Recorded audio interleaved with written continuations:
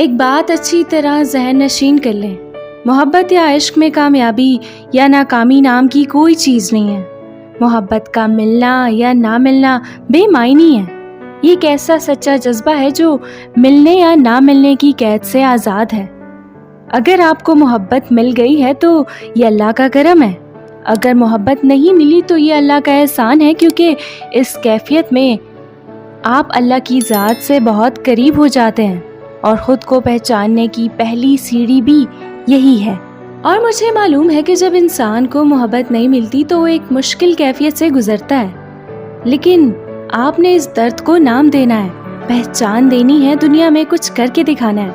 خود کو کوستے رہنے یا کسی پر الزام لگانے کی بجائے یہ سوچنا ہے کہ یہ وہ درد ہے جو آپ کو عشق مجازی سے عشق حقیقی کی طرف لے کر جائے گا، اور جب آپ عشق حقیقی کی طرف جائیں گے تو عشق مجازی کی حقیقت آپ کے سامنے آشکار ہوگی، اور پھر آپ کو احساس ہوگا کہ عشق مجازی کی تو کوئی قدر و قیمت ہی نہیں۔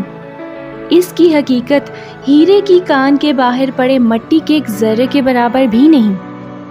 اگر کسی نے آپ کو چھوڑ دیا ہے تو بس یہ سوچ لیں کہ اگر آپ اس شخص کے ساتھ ساری زندگی کے بندھن میں بندھ جاتے تو یہ بس ہمیشہ کا عذاب ہی ہوتا۔ جس شخص نے ابھی آپ کو چھوڑ دیا وہ تمام زندگی آپ کا ساتھ کیسے نبھا سکتا تھا؟ اگر آپ کی محبت سچی تھی تو بس اللہ کا شکر ادا کیجئے کہ اس کی ذات نے آپ کو بچا لیا، اور بس آگے بڑھیے۔ بس اتنا ذہن میں رکھیے کہ اللہ تعالیٰ کی ذات سے زیادہ آپ سے کوئی پیار نہیں کرتا، تو یہ کیسے ممکن ہے کہ اس نے آپ کے لیے اس سے بہتر نہیں لکھا جو گزر گیا ہے؟ آپ بس گزرنے والے کے لیے دعا کرتے رہیں اور مانگتے رہیں کہ اللہ اسے اور خوشیاں دے۔ یہی سچی محبت کی نشانی ہے۔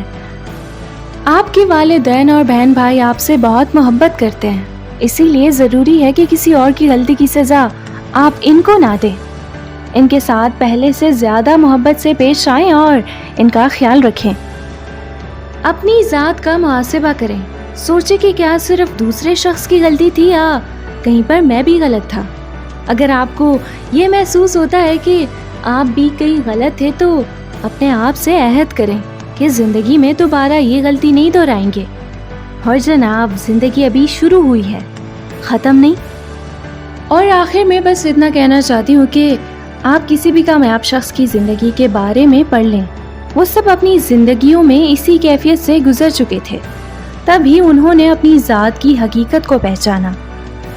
اب یہ آپ پر منحصر ہے کہ آپ اللہ تعالیٰ کی اس نعمت کو اپنے لیے رحمت بناتے ہیں یا پھر زحمت۔ ناظرین، ویڈیو اچھی لگی ہو تو لائک کریں، شیئر کریں اور ہمارے چینل عمر یونس موٹیویشن کو سبسکرائب کرنا نہ بھولیے۔